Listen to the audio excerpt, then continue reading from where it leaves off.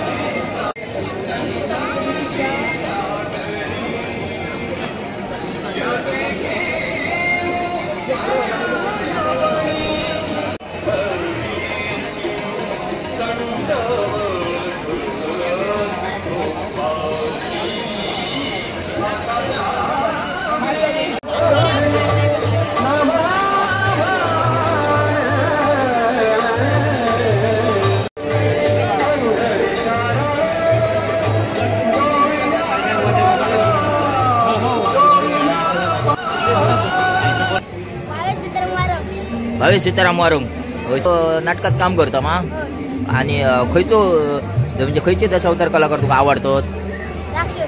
राक्षस कोण कोण पण कलाकार खयचो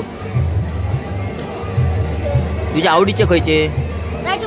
राठिवडे त्यांच्यात ते काम करतो आणि त्याच्यात शांती कलिंगन पण आवडतात.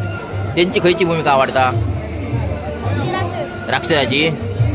वा वा वा. आता तू नाटक कधी या? 26 जानेवारी. खैसर शाळेकडे हा येऊ मामी बघू. हा येते येते. भावेश वारंग तुका माझ्याकडसून शुभेच्छा असत. हा